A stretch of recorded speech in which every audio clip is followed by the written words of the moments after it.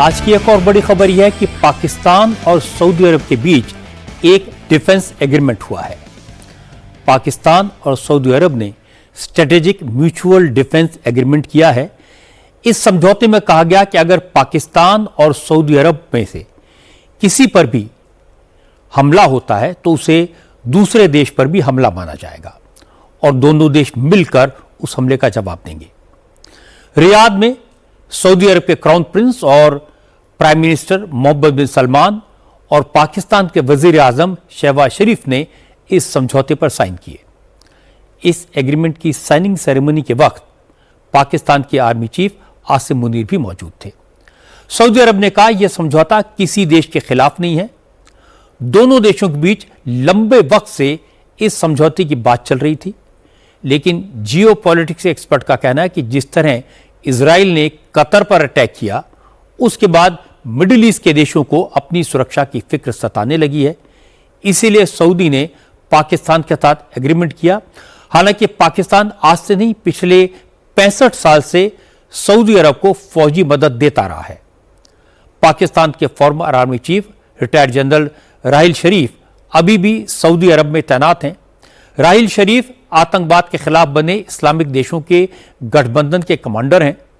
1979 में जब इस्लामिक कट्टरपंथियों ने मक्का पर कब्जा कर लिया था, उस वक्त भी पाकिस्तान ने अपने कमांडो सऊदी अरब भेजे थे। 1983 में जनरल जियाउल हक के दौर में पाकिस्तानी फौज की एक ब्रिगेड सऊदी अरब में तैनात रहती थी। 1991 में जब सद्दाम हुसैन ने कुवैत पर कब्जा कर लिया था, तब भी सऊदी अरब की सुरक्षा के लिए पाकिस्तानी फौज को तैनात किया गया था।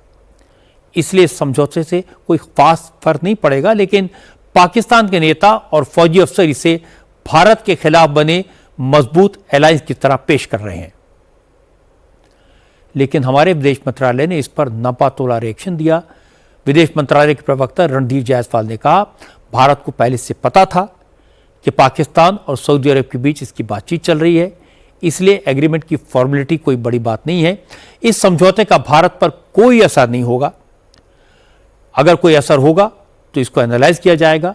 लेकिन पाकिस्तान के कुछ एक्सपर्ट्स का कहना है कि पाकिस्तान इसी तरह का डिफेंस एग्रीमेंट दूसरे अरब देशों से भी कर सकता है।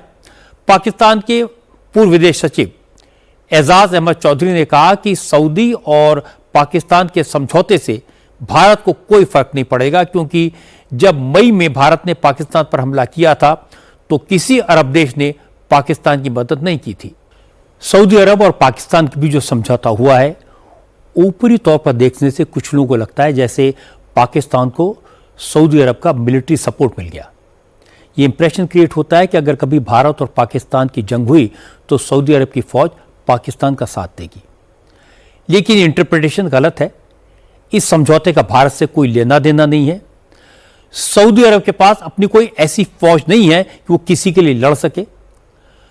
सऊदी अरब तो पहले भी पाकिस्तानी फौज का इस्तेमाल अपनी सुरक्षा के लिए करता रहा है। इस पूरे एग्रीमेंट का भारत और पाकिस्तान के रीसेंट कॉन्फ्लिक्ट से भी कोई संबंध नहीं है, क्योंकि पाकिस्तान और सऊदी के बीच इस समझौते की बातचीत 1 साल पहले से चल रही थी।